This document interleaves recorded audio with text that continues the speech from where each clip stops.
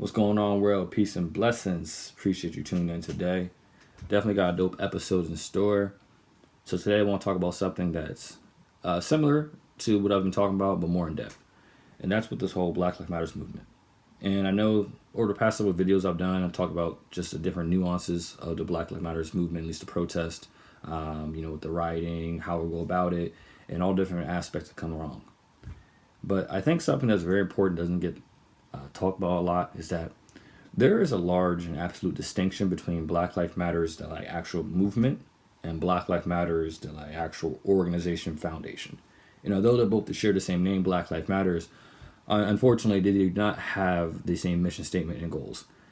So before I get into that, right, just generally speaking about the Black Lives Matters movement, from the large national standpoint, it really grew into prominence over the Trayvon Martin murder, the Mike Brown, and then all the countless murders involving officers and black unarmed citizens. Police brutality, which unfortunately is something that's gone along for, centuries in this country. But, now with today's age of technology and social media, we've now, seeing these things come to light.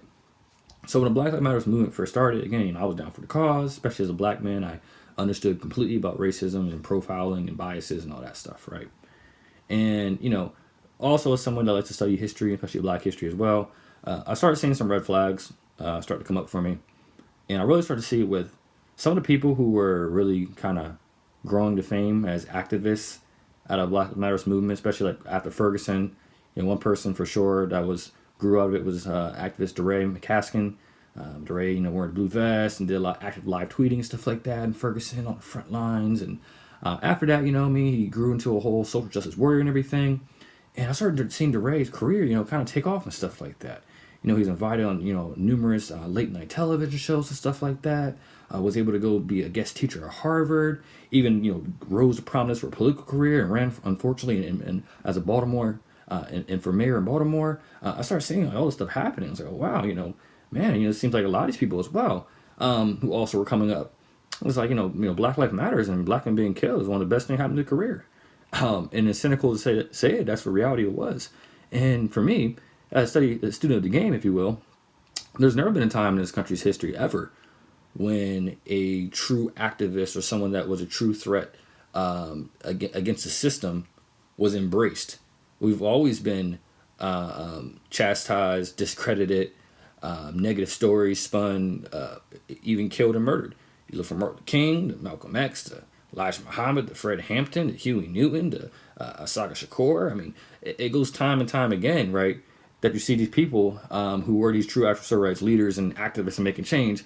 These people were not celebrated. They were not late night television shows. When Muhammad Ali decided to go against the draft, right, he was not celebrated. Okay, he was not given endorsement deals. He was not given late night television shows. He did not run for political office after that. No, these people's lives and stuff like that oftentimes were destroyed, but they gave for the cause. So I started seeing these people being celebrated and stuff like that. I'm like, all right, this is corporate. There's something suspect about this. And in conjunction as well, people who were really truly on the front lines, people such as Darren Seals, who in Ferguson, was one of the originators of the protests and everything. He called out many of these people. He said that these people have come into their movement and co-opted it and are opportunists and are taking this and spending it to their own gain. And so you start seeing as well a lot of the prominent activists and everything like that as well, unfortunately, such as Darren Seals, were murdered or jailed or something negative happened to them, the real grassroots people. So it was very interesting to see how the true grassroots people are being killed, jailed, or murdered, but those other people are rising to prominence and having a good old time. Suspect. So then you start looking into the Black Lives Matters organization. Let's go to the website, blacklivesmatters.com. And you start seeing a lot of hypocrisy. And it's kind of like what I'm talking about. So, for example, right, Black Lives Matters organization, they say they started their founders, right, after Trayvon Martin murder, right, and acquittal. And one thing about the Black Lives Matters website and organization, which you'll see, is that there seems to be a constant and consistent variable of excluding black men. Now, the reason that's an issue, because Black Lives Matters should include all black lives, correct, as we try to push. Now, they started an organization off of Trayvon Martin, a black man who was killed, right? But if you go to the About Black Lives Matters Foundation, right, they say that their goals are We support the lives of the Black queer and transgenders communities, the disabled and undocumented, those are record women, and all Black lives along the gender spectrum. Cool, those lives all matter, but you notice how they specifically exclude the Black men. Again, we need to understand the Black Lives Matters Foundation organization is really more of an LGBT organization. And that's fine, because those lives are equal and matter as well, absolutely. At the same time, though, it's very disingenuous that you claim to be, you're backing the Black lives, and you're pushing your whole cause off the back of Black men being killed, but consistently over time, you exclude the Black man, and that's not what your organization is about. It's not about Black lives, it's about specific lives. And again, you need to be transparent about this. Look again on the website. Again, they talk about how we make space for transgenders, brothers, and sisters to participate and leave. We are self-reflective and do the work required to dismantle cisgender privilege and uplift Black trans folks, especially Black trans women, continue to be disproportionately impacted by trans-agnostic violence. We build a space to affirm Black women and its freedom from sexism, misogyny, and environments when men are centered. Again, this is very specifically and centered on a LGBT-based organization we're pushing for. And again, those lives matter, absolutely. But at the same time, again, you're specifically excluding the Black male from this whole equation and stuff like that. And it's straight Black men. It has been all being excluded from this, but you're claiming Black life matters. And one of the big aspects, right, on the website, again, we disrupt the Western prescribed nuclear family structured requirement by supporting each other, extended families, and villages. All right, I'm going to start a statement right there. This whole notion that is Western prescribed nuclear family, the nuclear family is not a European concept. We need to get that straight as well, okay? I'll definitely acknowledge that in 2020, there are absolutely other types of families and stuff like that we have in our country, of course, right? But the notion of mother, father, and child, that is an African concept that can trace back to ancient Egypt, right? And Kemet, right? It's an ancient African actual concept, mother, father, and child, one of the first holy trinities ever created in civilization. It's not a European concept. It's not a Western described concept. And again, for so many Black men who need to be in the household, Black fathers are so important. And to specifically go ahead and disrupt the nuclear family, you mean take the Black men out the family. Why are you doing that? Again, when you talk about, especially to the degree that mothers, parents, and children are comfortable, mothers, parents, children, but no Black men, no fathers.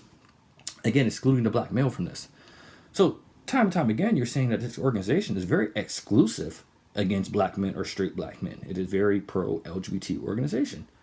And, if that's the case, just call it what it is. That's all I'm saying. Like, if you had an organization that claim to be, right, we're off the backs of, LGBT organization, LGBT members, right? But in our mission statement, we're completely exclusive, 100% to, like, LGBT members. Wouldn't that be suspect? Like, we'd be like, yo, this is not disingenuous here. You're not actually, being very transparent. And so my issue is the exploitation of, look, someone like George Floyd, right, who you guys promoting and stuff like that, you would not support. And this is what comes into a whole oversight, right? Because the Black Lives Matter Foundation received like millions and millions and millions of dollars, right, over the past 5, 6, 7 years now, right? All this, from people donating stuff and everything.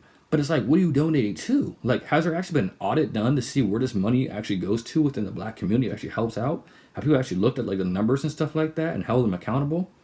Again, also this organization is very, Black Lives Movement is very partisan.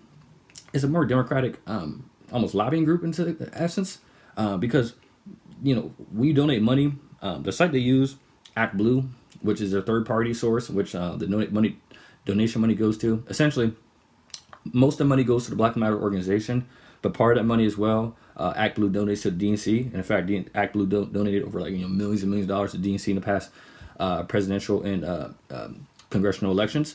So, it's very evident that, again, this organization is very partisan as well, and that why their rhetoric and everything is going to align to a certain degree.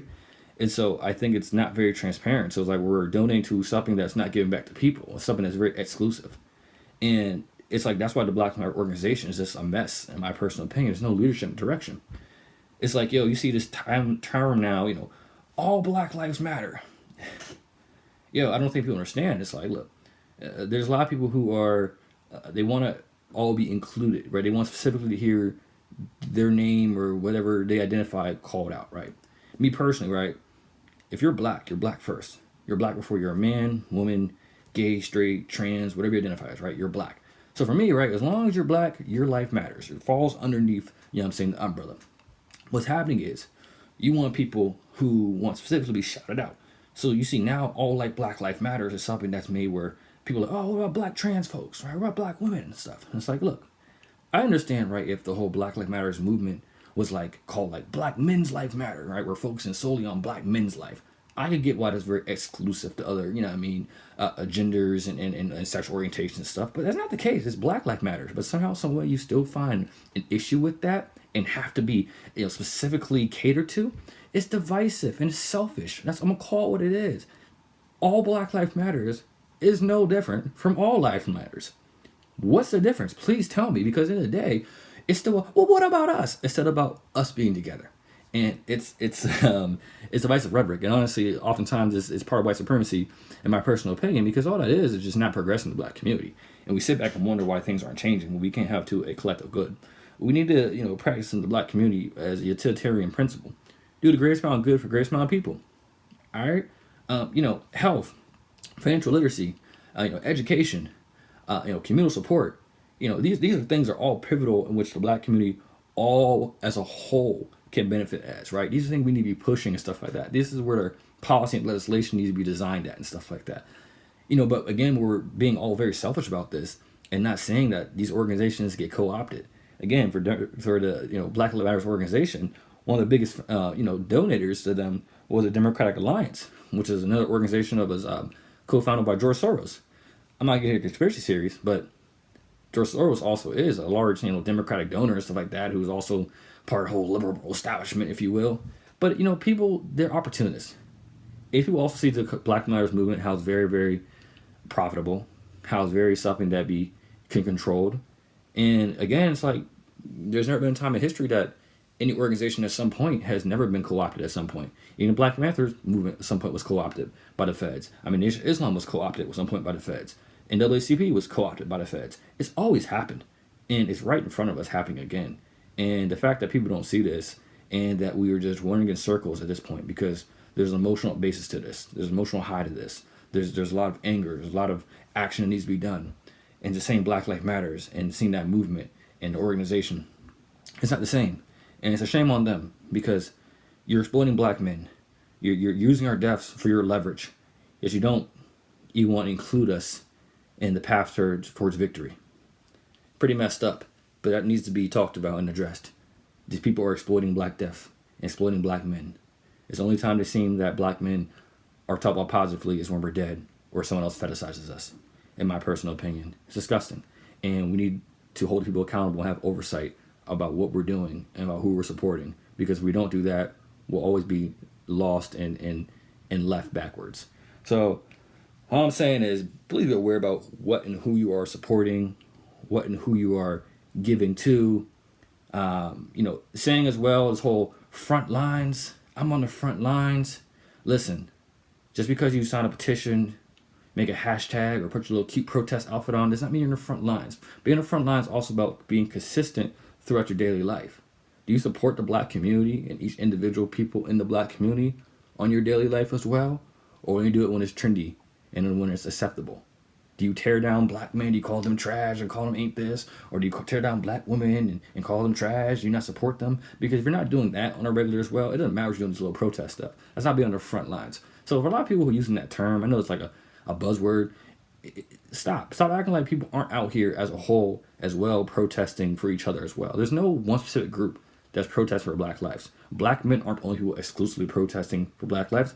Black women and black LGBT are not the people exclusively protesting for black lives. We need to stop that, okay? It's narcissistic, in my personal opinion, as well. Again, we need to come together with unity and be on some more communal support and helping each other out. That's the only way we'll get stuff done. Until then, we'll have division and wondering why things aren't changing. So, that's my spiel on the whole Black Lives Matters movement versus the organization, foundation.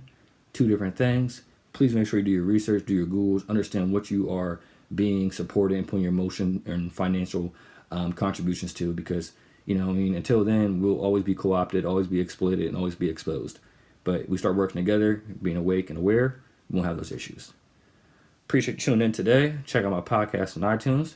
Until next time, stay hip, stay tuned, stay connected.